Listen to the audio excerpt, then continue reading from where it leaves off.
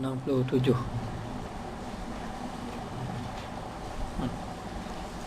Tu. Izzat. Tu. Bos sekali ya. Nombor 2.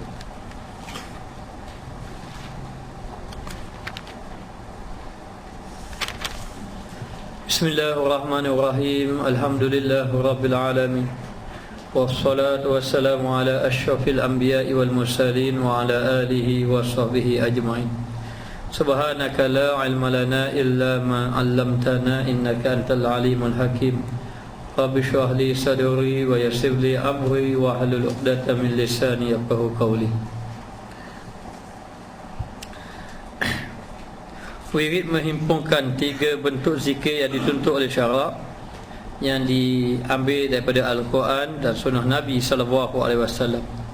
Maka wirid ini sebenarnya ada 3 yang dihimpunkan, yang diambil daripada Al-Quran dan hadis. Maka yang pertama dia panggil istighfar. Beristighfar ini hendaklah dijadikan amalan, dan hendaklah seseorang itu beristighfar tiap-tiap hari. Maka disunatkan ataupun disusun oleh ulama-ulama selepas daripada kita bersembahyang, maka kita beristighfar. Itu pun diambil daripada amalan baginda Rasulullah SAW. Maka paling kurang sekali astaghfirullahalazim alladzi la ilaha illa huwal hayyul qayyum wa atubu ilaih, ataupun 3 kali, ataupun 7 kali, ataupun mengikut sebanyak mana yang boleh kita beristighfar kepada Allah. Maka disuruh kita berzikir ini dengan melalui jalan istighfar secara tiap-tiap hari. Dan yang kedua, yakni berselawat ke atas baginda Rasulullah SAW. Maka zikir yang kedua, dipanggil wirid, yang berbentuk zikir yang kedua adalah berselawat kepada baginda Rasulullah SAW, iaitu dengan sirah, yakni dengan lafaz Allahumma salli ala sayyidina Muhammad abdika wa rasulika nabiyil ummi wa ala alihi wa sahbihi wa sallim. Wahai Tuhan kami, cucurilah rahmat dan kesejahteraan kepada penghulu kami Sayyidina Muhammad sallallahu alaihi wasallam, yang merupakan hamba dan rasulmu serta nabi yang ummi, juga kepada ahli keluarga serta para sahabat baginda. Maka di antara bentuk selawat adalah Allahumma salli ala sayyidina Muhammad abdika wa rasulika nabiyil ummi wa ala alihi wa sahbihi wasallim, lalu dijadikan wirid sebanyak mana yang kita boleh. Maka itu atas kita, sebaik-baik kita kekalkan selawat ini, sama ada dibaca dengan bacaan panjang atau pendek. Hanya sebaik-baik zikir ini mesti ada selawat dan salam. Allahumma salli ala satu, kemudian wasallim ada satu lagi. Sebagai ucapan yang pertama, ucapan biarlah diberi selawat ataupun dicucuri rahmat oleh Allah Ta'ala, dan juga wasallim itu agar diberi ucapan salam kepada baginda Rasulullah SAW. Maka sekurang-kurang Allahumma salli ala Muhammad, ataupun ditambah dengan Allahumma salli ala sayyidina Muhammad. Maka yang penting kita disuruh agar berselawat kepada baginda Rasulullah SAW, kerana orang yang mengamalkan selawat ini memang banyak fadilat-fadilatnya, akan menjadi ia dikasihi oleh Allah Subhanahu Wa Taala, kerana ia sentiasa menyebut nama kekasih Allah, yakni Rasulullah SAW. Maka ucapan selawat ini banyak mana. Di antara selawat itu dengan arti kata maknanya adalah ucapan selawat ataupun doa ataupun mengucapkan rahmat kepada Nabi, dan erti kata juga memuji baginda Rasulullah SAW dengan berselawat ke atasnya. Maka selawat ini disuruh kita agar sentiasa berselawat kepada Nabi. Dan dikatakan sebaiknya orang yang beriman kepada Allah, maka dikatakan wajib dia berselawat sebenarnya kepada Nabi, kerana sebagai tanda mengikut Allah Ta'ala, yang mana Allah Ta'ala itu berselawat juga kepada baginda Rasulullah SAW.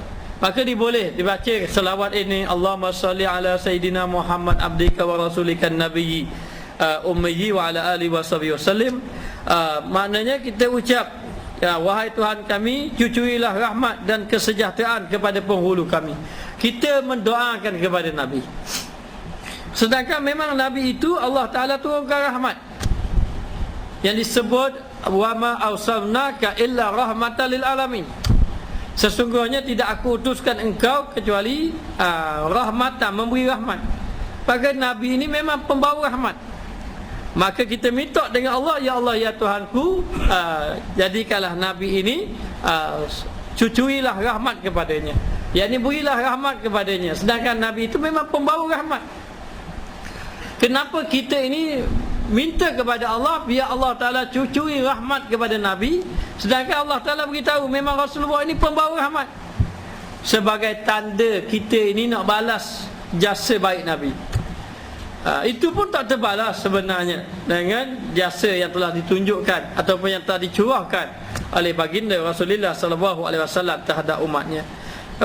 Kemudian dikata kesejahteraan, ucapan rahmat dan sejahtera kepada penghulu kita Sayyidina Muhammad, yakni Rasulullah SAW, yang merupakan abdika, hamba Allah. Maka Nabi ini adalah hamba Allah, hamba Allah yang al-mukhtar, yang terpilih, hamba Allah Ta'ala yang diberi wahyu, hamba Allah Ta'ala yang dimuliakan oleh Allah. Maka Rasulullah itu sebagai hamba kamu, wa rasulika, dan utusan Allah Ta'ala, serta Nabi yang ummi, iaitu Nabi yang tidak pandai membaca dan menulis. Maka dikatakan Rasulullah SAW ini orang yang tidak pandai membaca dan menulis, lalu dipanggil ummi. Ummi ini diambil daripada bahasa Arab. Ummi maknanya ibu. Maknanya kalau seolah-olah ummi ini orang yang duduk dengan ibu, lalu bila duduk dengan ibu tidak belajar, maka tak pandai membaca menulis, itu disebut ummi. Ya, sebagaimana yang disebut di dalam kitab tafsir pun ada menerangkan mengenai kataan ummi itu. Tetapi Nabi ini disebut ummiyin ini bukan kerana tidak mau belajar atau tidak. Nabi ini dikatakan tidak boleh membaca dan tidak boleh maknanya menulis. Namun demikian Nabi ada surat tulis kepada Raja Makukis, Raja Rom, Raja Parsi, tulis surat. Tetapi yang menulis itu bukan Nabi, yang menulis itulah sahabat Nabi. Yang mana Nabi menyuruh sahabat Nabi menulis surat. Dan dikatakan Nabi tidak pandai membaca. Yang Nabi membaca Al-Quran itu, Nabi membaca Al-Quran itu, Allah Ta'ala memberi Nabi melalui wahyu daripada malaikat Jibril, bukan melalui sutir kitab yang kita baca muka surat. Dia beri kata muka surat 3, maka Nabi pun tengok muka surat baca ke tidak. Tapi dibaca itu melalui pengajaran daripada malaikat Jibril secara mubasyarah, secara langsung. Jibril baca, maka Nabi baca. Jibril baca, maka Nabi baca. Ketika Jibril baca, Nabi baca serentak. Yang biasanya malaikat baca dulu, Iqra bismi rabbikal ladzi khalaq, Nabi baca. Lepas Jibril baca, Nabi baca. Tapi berlaku sekali itu Nabi baca, malaikat baca, Nabi baca serentak. Lalu Allah Ta'ala berfirman, la tuharrik lisanaka litajala bih, jangan cepat-cepat gerakkan lidah kamu untuk cepat-cepat habis. Maknanya biarlah malaikat dulu baca, baru Nabi baca. Maka Nabi boleh membaca, tapi boleh membaca bukan secara bersurat ini. Walaupun Nabi ini dikatakan ummiyin, tidak pandai membaca dan tidak menulis, tapi tidak bermakna Nabi ini tidak bijak. Tidak. Di antara sifat yang wajib bagi Rasul ini fatanah, bijak.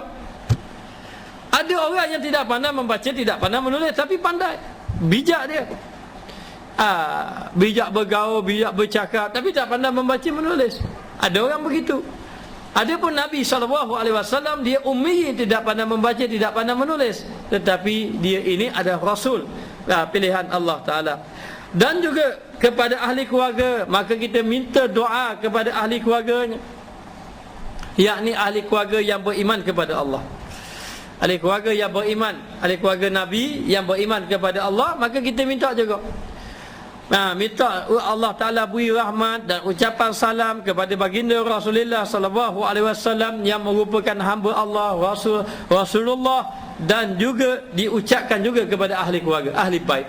Sebab itu Nabi sallallahu alaihi wasallam mengatakan bahawa hendaklah kamu tanamkan kepada anak-anak kamu ini 3 perkara. Yang pertama, kasih kepada aku, kasih kepada Nabi. Yang kedua, kasih kepada ahli keluarga aku, dan juga yang ketiga, kasih kepada Al-Quran. Jadi ahli keluarga Nabi ini dipanggil ahli bait, yang disebut berkata innama yuridullahu liyudhhiba ankumur rijsa ahlal bait. Allah Ta'ala membersihkan kotoran-kotoran daripada ahli-ahli bait, yakni keluarga bait. Keluarga ahli bait ini yakni keluarga baginda Rasulullah sallallahu alaihi wasallam. Maka demikianlah juga kita ini bukan saja ucap salam dan juga selawat kepada ahli keluarga, maka kita kena hormat ahli bait.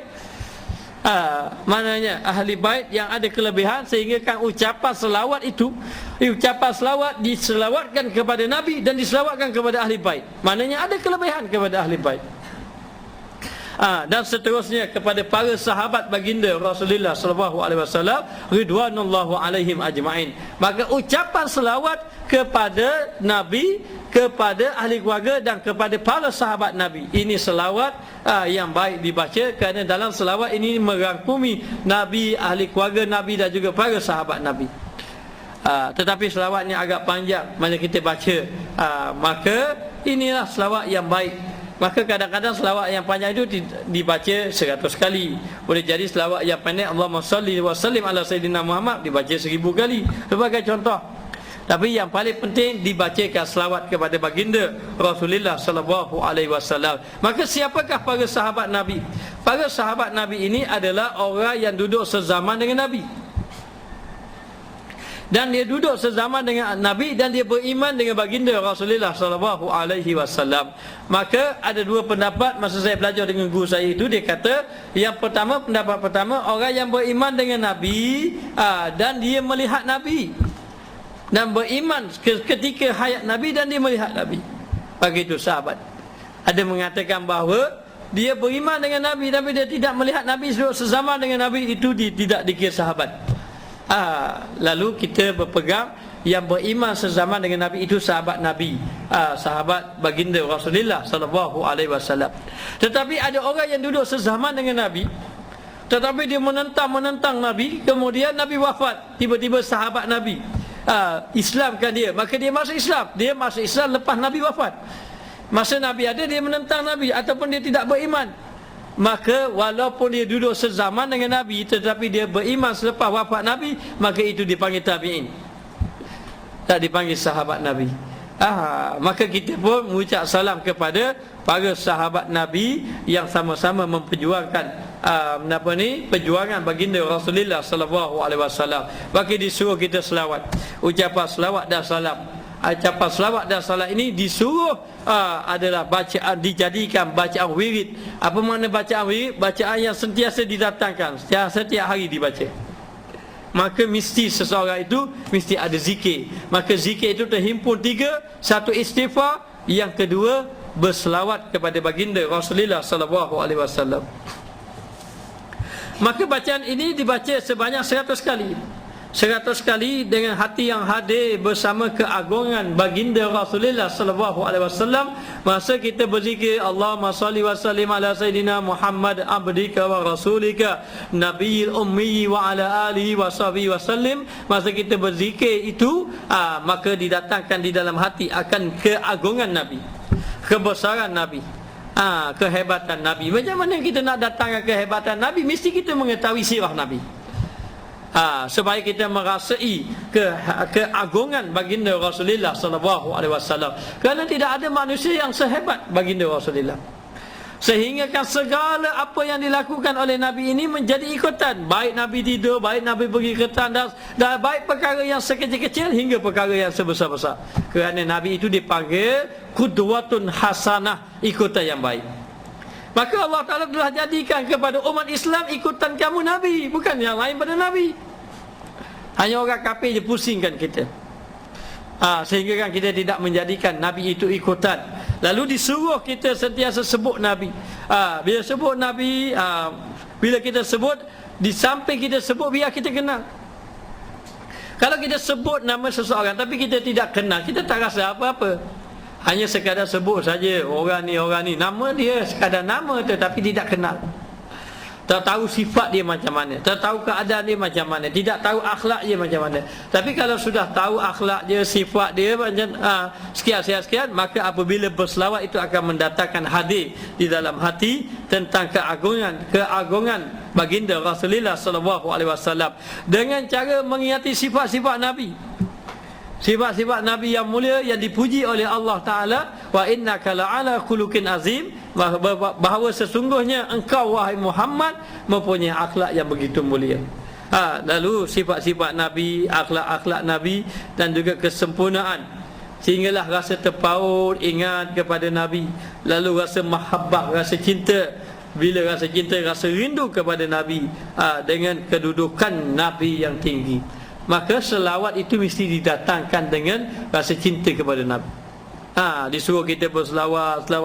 Kenapa disuruh kita berselawat kepada Nabi sentiasa? Kerana Nabi sentiasa mendoakan kepada kita. Nabi doakan kepada umatnya. Dikatakan Nabi tidak pernah lupa kepada umatnya.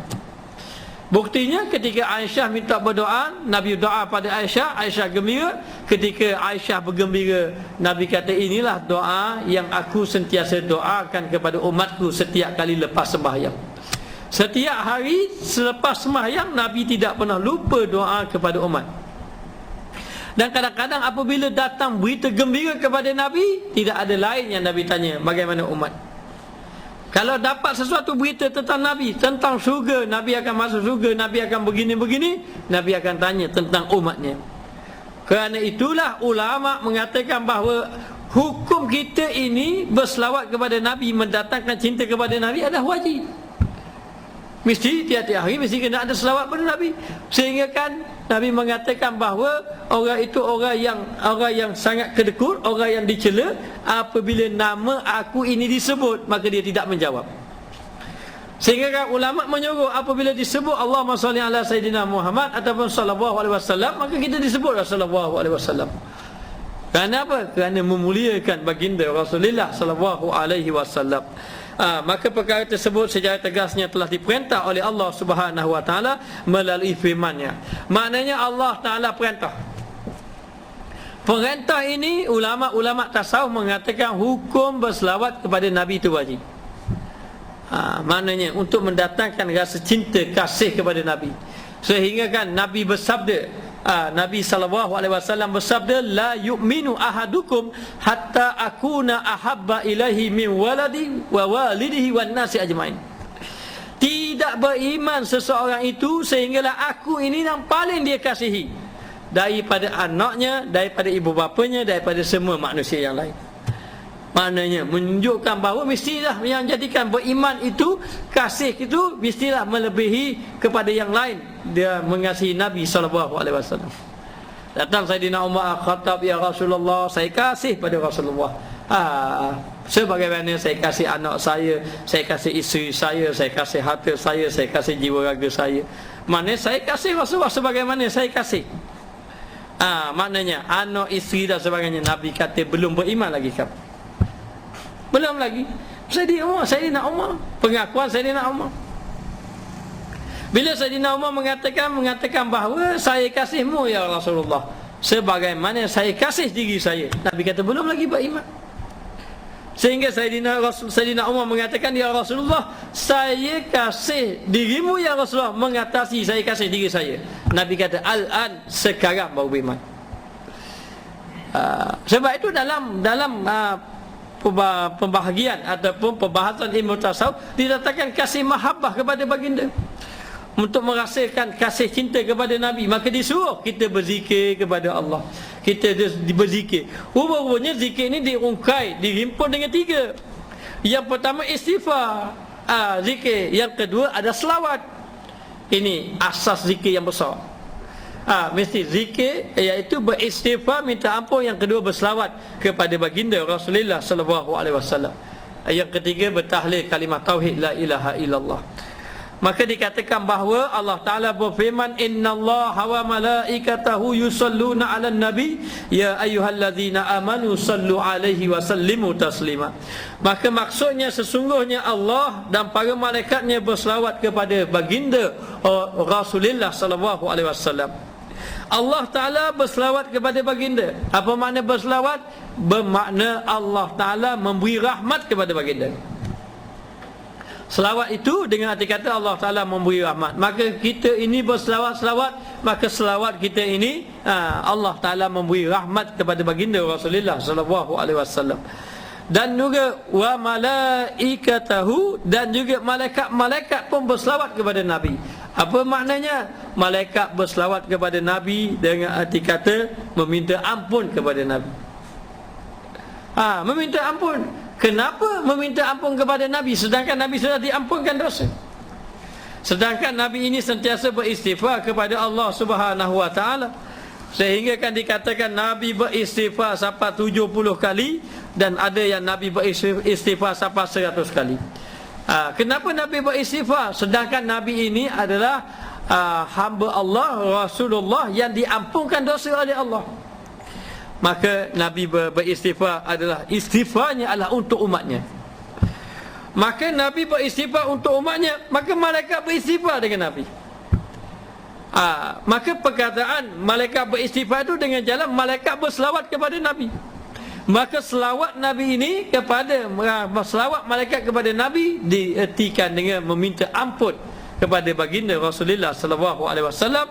Ya ayyuhallazina amanu, wahai orang-orang yang beriman kepada Allah, sallu alaihi wasallimu taslima, berselawatlah kamu semua ke atas Nabi dan ucapan selawat dan salam penghormatan kepada baginda Rasulullah sallallahu alaihi wasallam. Maka Allah Taala suruh orang-orang yang beriman. Ini perintah Allah beritahu kepada orang yang beriman. Hei orang yang beriman, selawat pada Nabi. Kalau Allah Ta'ala selawat kepada Nabi, malaikat selawat pada Nabi, apakah hukum Allah Ta'ala perintah manusia selawat? Maka ulama mengatakan bahawa selawat kepada Nabi itu wajib. Ini perintah Allah direct, Allah Ta'ala beritahu. Masakan kita rasa tidak kisah sebab Allah Ta'ala sendiri yang berselawat, malaikat yang berselawat. Ini kelebihan yang Allah Ta'ala beri. Sehingga kan dikatakan Nabi Adam alaihi salam itu Allah Ta'ala perintahkan sujud. Itu malaikat sujud, tapi Nabi Muhammad Allah Ta'ala sendiri selawat. Itu kelebihan dia. Lalu selawat ini juga lebih besar selawat, ya, sehingga kan diceritakan mengatakan bahawa ada seorang ayah, seorang anak, yang keduanya ibu, ayah dan anak ni pergi mengerjakan haji, pergi ke Mekah. Sama ada mengerjakan haji ataupun umrah, tiba-tiba ayahnya mati di tengah jalan. Bila ayah dia mati di tengah jalan, maka anak dia sedih. Tiba-tiba kepala ayahnya bertukar menjadi kepala binatang. Kalau tak silapnya kepala hima. Hima maknanya keledai. Manusia tapi kepala binatang. Lalu anak dia merasa malu, merasa sedih, menangis.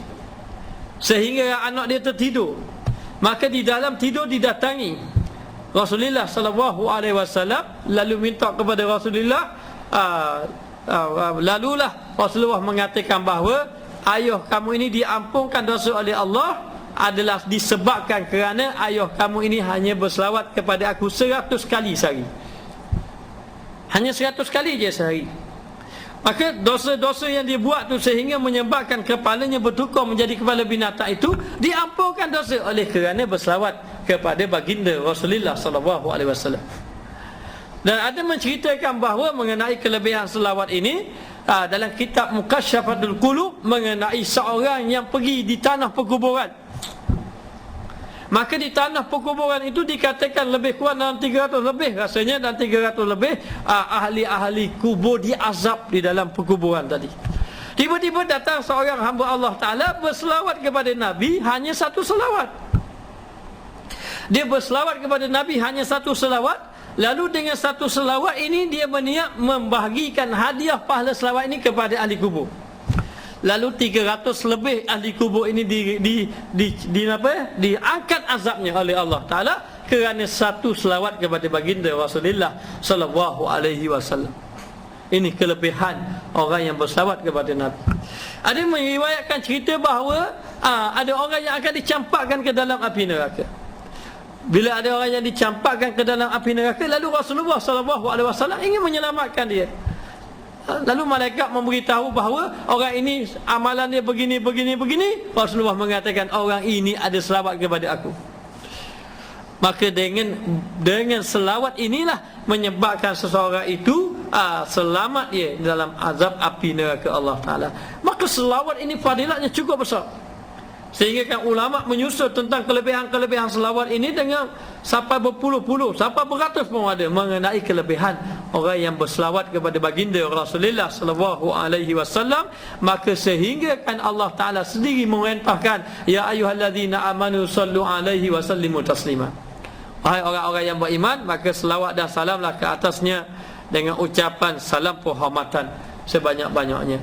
Maka disuruh kita sentiasa berselawat kepada baginda Rasulullah sallallahu alaihi wasallam.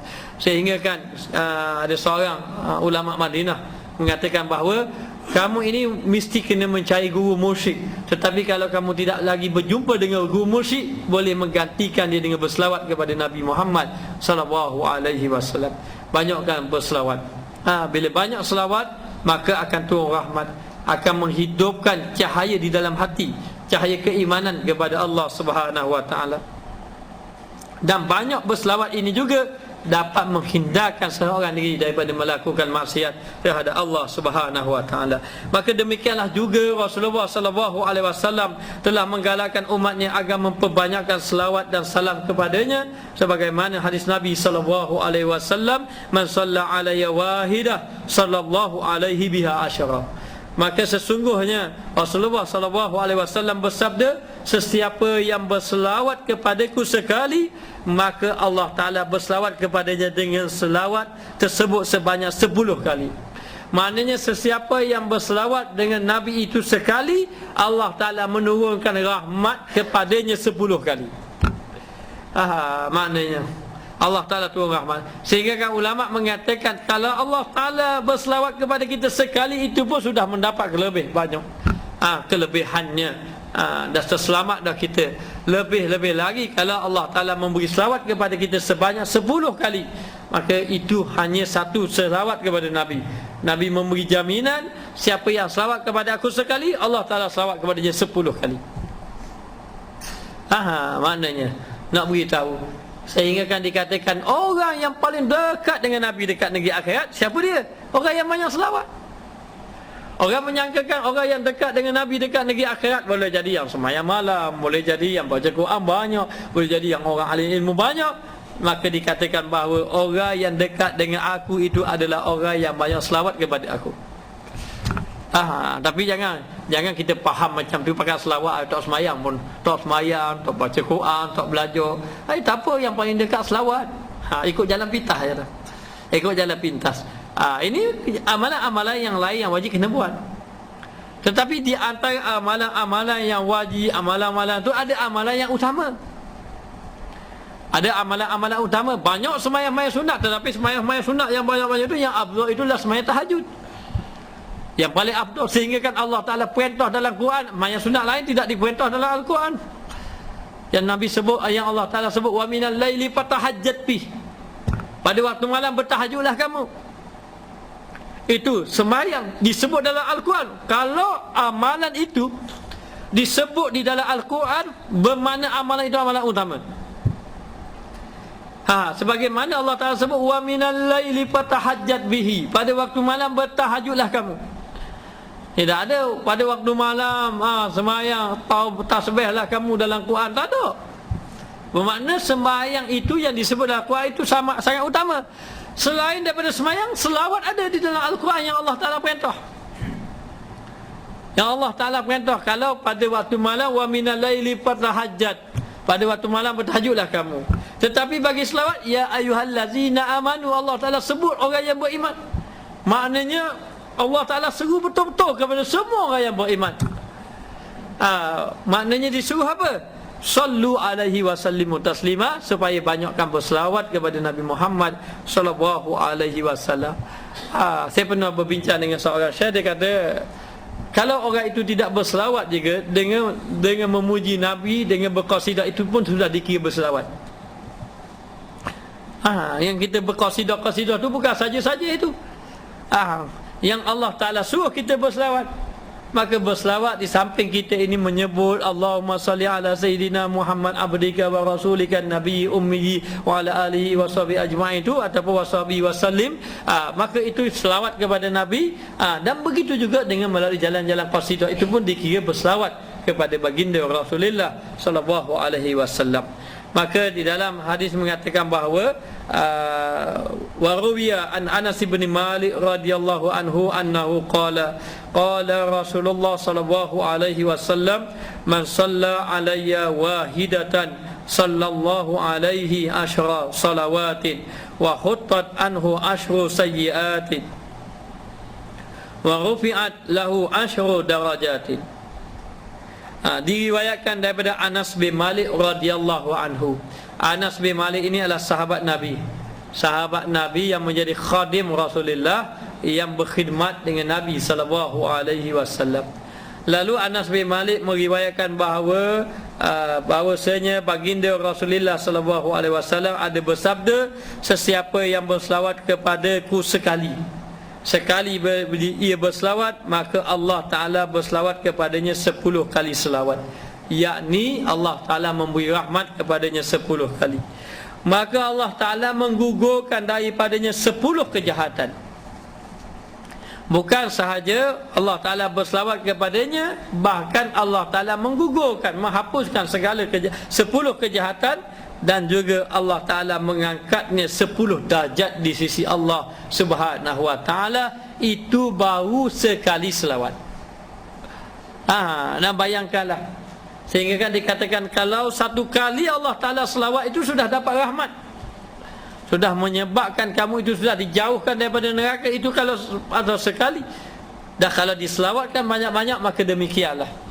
Maka selawat ini kalau boleh biar sampai hati hidup kepada Nabi, ya, ingat kepada Nabi. Maka kita disuruh agar memperbanyakkan selawat kepadanya. Maka perkataan selawat ini dimarikan dengan perkataan salat. Salat ataupun dikatakan salah, as-salah. As-salah ini 3 makna. Yang pertama, as-salah bermakna doa. Yang kedua, as-salah bermakna sembahyang. Yang kita berdoa, doa itu salah juga. Yang kita semayang akan takbir itu semayang juga, solah juga, perkataan solah juga. Dan yang ketiga, solah itu solah juga bermakna selawat. Ada kisah ada seorang datang dalam kuliah ilmu. Orang ilmu dia datang. Bila datang, tiba-tiba datang lagi. Tuan guru itu kenal siapa yang datang itu. Lalu tuan guru bertanya dia di khalayak ramai, bagaimana kamu solah? Solat, bagaimana kamu solat? Ataupun solat, orang Malaysia kata solat. Bagaimana kamu solat?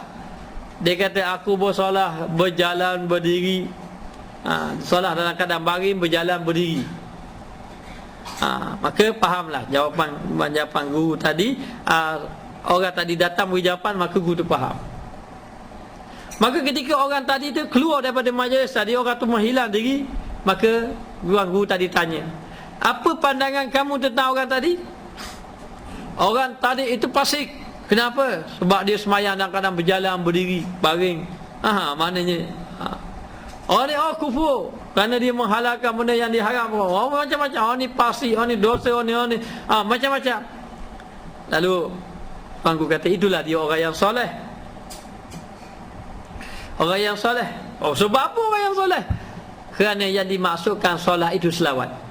Maka ketika dia berjalan, ketika dia berdiri, ketika dia baring, dia duduk dalam selawat kepada Nabi Muhammad sallallahu alaihi wasallam. Maka di antara jalan seseorang itu dekat dengan Allah, yakni dengan berselawat kepada baginda Rasulullah sallallahu alaihi wasallam, sehingga kan Nabi sallallahu alaihi wasallam ada bersabda, wa qala Rasulullah sallallahu alaihi wasallam aidan, aulan nasi bi yaumal qiyamati aksaruhum alayya salatan. Nabi sebut, Rasulullah sallallahu alaihi wasallam bersabda aulan nas, sebaik-baik manusia. Bila kata aula ni paling baik, paling baik, ataupun kita katakan sebaik-baik manusia, iaitu yang dengan aku, yang bersama dengan aku yaumal qiyamati, pada hari kiamat, adalah orang yang paling banyak berselawat kepadaku di kalangan kamu. Ini pengakuan Nabi. Orang yang paling banyak selawat kepada aku nanti dekat negeri akhirat, dia adalah orang yang paling baik. Orang yang paling baik dengan aku, dengan arti kata orang yang paling hampir dengan aku. Jadi orang-orang yang duduk hampir dengan Nabi itu siapa? Maka dekat negeri akhirat, macam-macam orang bangkit dengan amalan masing-masing. Ada yang amalan ini amalan baca Quran, ada amalan ini amalan jihad, ada amalan yang orang infak fisabilillah, dengan selepas daripada amalan-amalan yang wajib seperti sembahyang, zakat, haji dan sebagainya. Maka yang lain pula datang dengan amalan masing-masing. Ada yang amalan ini amalan baca Quran, ini amalan ilmu, ini amalan dakwah, ini amalan macam-macam amalan. Lalu yang dekat, yang paling dekat, yang paling mulia, yang paling aula, yang paling baik manusia, yakni dengan Nabi, adalah orang yang banyak selawat kepada aku. Ini di antara kelebihan-kelebihan. Maka selawat bukan sekadar selawat dengan arti kata biar hampirkan, biar kita ini merasa hampir dengan Nabi, dengan dihidupkan hati kita agar rasa mahabbah, agar rasa kasih kepada baginda Rasulullah sallallahu alaihi wasallam.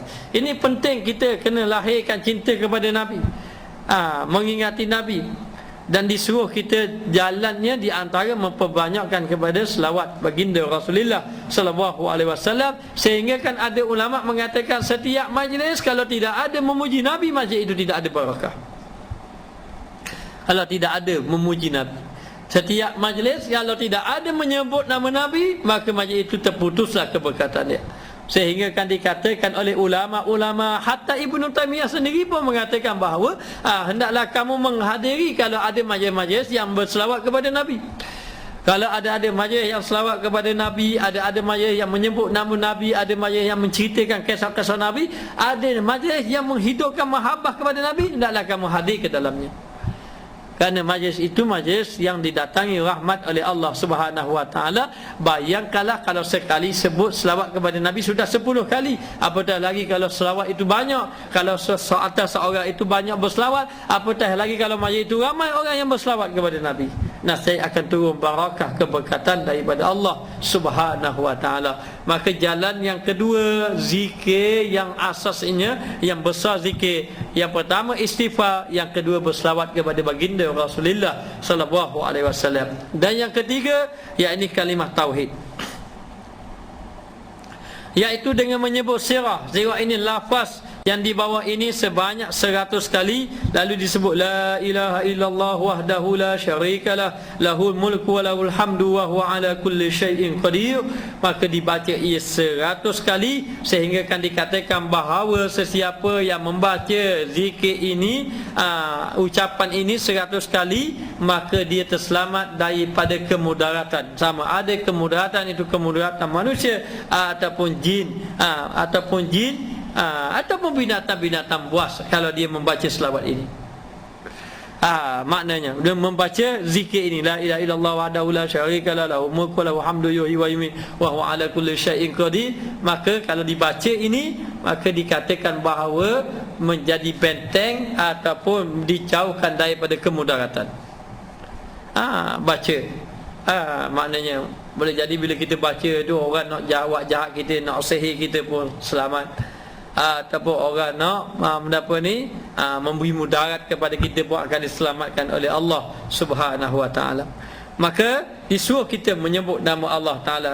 Bahkan dalam hadis mengatakan hendaklah kamu memperbaharui tauhid kamu dengan kalimah la ilaha illallah. La ilaha illallah itu paling kurang, maka boleh ditambah lagi. Maknanya wahdahu la syarikalah lahul mulku wa lahul hamdu yuhyi wa yumiit wa huwa ala kulli syai'in qadir. Maka dikatakan tiada Tuhan melainkan Allah yang esa, tiada sekutu baginya. Baginya pemerintahan, bagi Allah Ta'ala segala pemerintahan, dan baginya segala pujian. Dia maha berkuasa ke atas tiap-tiap sesuatu. Maka lafaz tauhid ini lafaz memuji Nabi. lafaz di hadapannya lah lafaz tauhid, lafaz iman. Kemudian syarika lahu mulku, itu lafaz sana, iaitu lafaz puji kepada Allah Subhanahu wa taala. Adapun dengan hanya menyebut sewa la ilaha illallah sebanyak 100 kali sambil bertafakur bahawa tiada pencipta, tiada pemberi rezeki, yang melapangkan dan yang menyempitkan, yang memberi manfaat dan yang memberi mudarat melainkan Allah, maka boleh juga kalau tidak menyebut dengan 100 kali yang panjang la ilaha illallah wahdahu la syarikalah, sehingga akhirnya boleh juga disebut la ilaha illallah sebanyak 100 kali. Jadi asasnya 100 kali. Dulu masa saya bagi bai'ah itu 100 kali, ada juga tanya 100 je. Kita ingat 1000. Tak apalah, jangan gaduh-gaduh banyak. Zikir 100 dahulu. Yang paling penting istiqamah. Kalau kita zikir satu hari ni 1000, besok tak zikir itu tidak bagus kalau dibandingkan dengan orang yang zikir 100 tapi berkekalan. Kerana Nabi SAW bersabda, ahabbul a'mali ilallah adwamuha wa in qalla. Amalan yang dikasihi oleh Allah Ta'ala adalah amalan yang berterusan, adwamuha wa in qalla, walaupun amalan itu sedikit tapi berterusan. La ilaha illallah, la ilaha illallah, dikekalkan 100. Tak boleh pagi pergi tengah hari, tak boleh tengah hari pergi ke petang, tak boleh petang pergi ke malam. Apabila sudah kekalnya 100, nanti kalau kita ada guru, nanti guru kita akan kata, tambah balik. Tambah balik. Kadang-kadang kita dengar orang, tadi ada seorang bercakap dengan saya. Ada seorang itu, dia kata, Ustaz, 30,000 sehari berzikir. Alhamdulillah. Kita kata kita tak mampu berzikir 30,000. Maknanya, tapi kita jangan terus ikut dia. Kata kita ikut dia, naik pening kepala kita. Ataupun maknanya kalau gaya kita hanya boleh hari tu saja, ataupun jadi jemu dan sebagainya. Mungkin orang yang 30,000 tu memang dia asalnya daripada 100, lepas tu sedikit-sedikit. Sehingga kan Syekh Abdul Qadir Isik, ini pengarang kita ini, dia kata hanya dengan menyebut la ilaha illallah sebanyak 100 kali.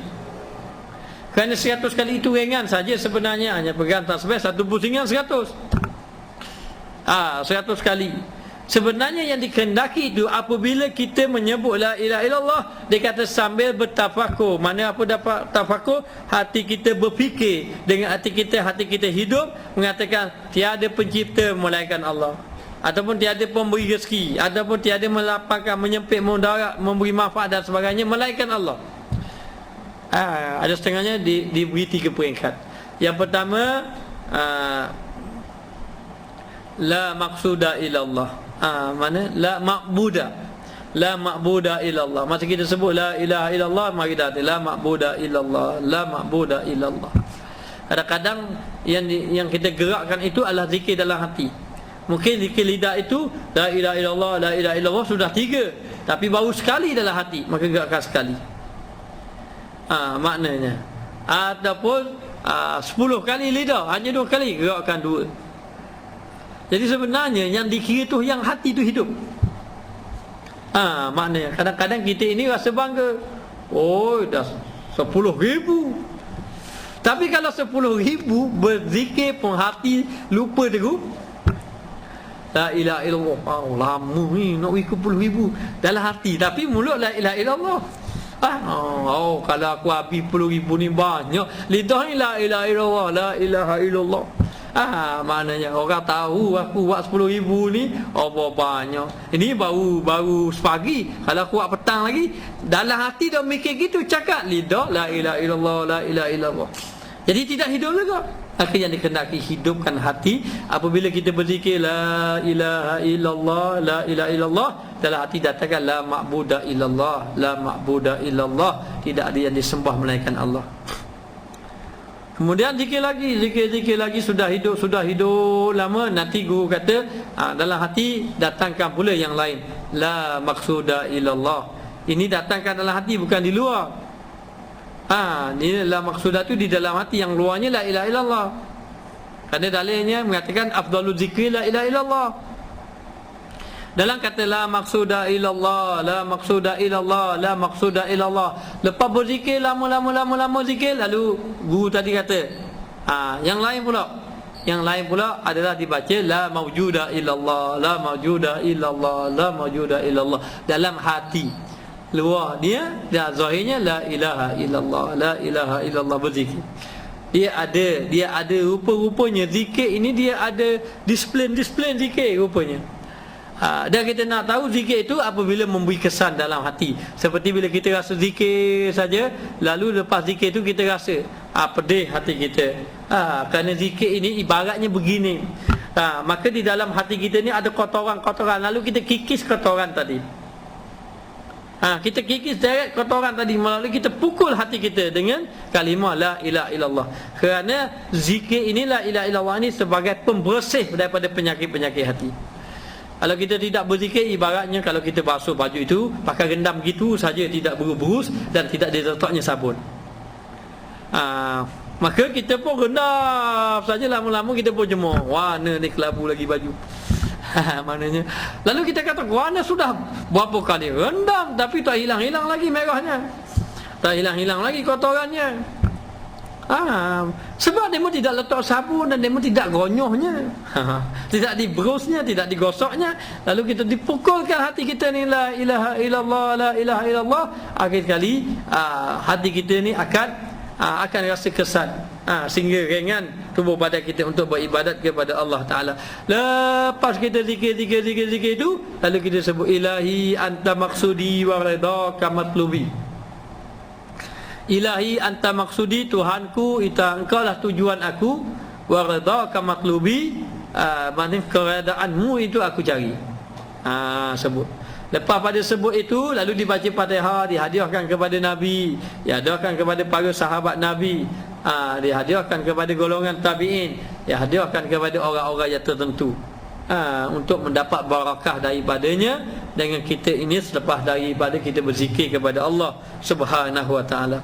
Lalu dikatakan bahawa semata tiada yang memberi manfaat mudarat melainkan Allah semata-mata. Di samping itu juga dia perlu buat usaha menyingkirkan parasit. Dia panggil apa parasit? Penyakit-penyakit ataupun virus. Virus ataupun dia panggil apa? Kuman-kuman. Yang telah menakluk hati. Kotoran-kotoran yang lekat dekat hati. Lekat dekat hati tadi, seperti cintakan dunia, hubbud dunia, cintakan dunia. Dan juga halangan nafsu. Yang kita ini dia dua. Manusia ni sama ada dia ikut nafsu ataupun dia kawal nafsu. Dia lah yang mengawal nafsu ataupun nafsu kawal dia. Dua keadaan gitu. Dan juga syahwat, iaitu keinginan. Keinginan. Kemudian was-was, dan juga penyakit hati. Di antara penyakit hati, was-was. Yuwaswisu fi sudurin nas, yang memberi was-was di dalam hati-hati manusia. Jadi was-was, penyakit was-was, masya-Allah, penyakit was-was kalau kena bahaya. Ambil air semayang tu macam mandi wajib. Mana basuh. Yang saya jumpa itu, satu hari yang kita jumpa itu dia sembahyang, sudah sembahyang habis dah sembahyang. Sudah habis berdoa, dah habis dah. Nak balik dah, dia jari tahan kita tengah jalan. Dia kata nak tanya macam mana sembahyang saya. Mana saya tahu sembahyang kamu. Maksudnya macam mana? Saya tak tahu saya sembahyang, cukup kedok, saya baca kedok tahu. Akak takbir, tak tahu ikut je. Dah kalau ikut ada lari, memang tak lari lah. Sebab imam 4, kita 4 lah. Tapi rasa baca kedok dah Fatihah. Saya akhir baca kedok dah. Yuwaswisufi sudurin nas. Yang meragukan. Sehingga kan di dalam kitab Bidayatul Hidayah ada peringkat awal-awal nak semayang tu, dia kata disuruh membaca suratul Ikhlas. Ikhlas ke surah apa? An-Nas. Nas. Suratul An-Nas. Di antaranya untuk apa? Untuk menghilangkan penyakit was-was. Jadi penyakit was-was ini bukan dihilangkan dengan membaca kitab, dihilangkan was-was dengan zikir. Kerana penyakit itu dia punya ibunya hati. Penyakit itu letaknya di mana? Di dalam hati yang sakit tu. Kalau kita membaca buku itu di sini, di akal. Tapi kalau kita berzikir, dibersihkan di sini. Lalu dikatakan bahawa penyakit was-was dan juga kekusutan pemikiran ataupun pikiran yang buntu. dia fikir yang buntu ataupun hilang ketenangan dan sebagainya, maka dia kata serta pelbagai rintangan dan halangan, penyakit-penyakit, sehinggalah hati menjadi satu hanya kepada Allah. Maka berzikir hanya tinggal hati itu tumpu kepada Allah Ta'ala. Maka jalan macam mana nak hati tumpu pada Allah? Maka jalannya lah berzikir kepada Allah Subhanahu Wa Ta'ala dengan kalimat tauhid. Maka paling kurang bermula dengan 100 la ilaha illallah, la ilaha illallah. Kemudian secara berterusan kita berzikir, dan ambillah zikir itu dengan guru yang tertentu, lalulah dibimbingnya, lalu istiqamah.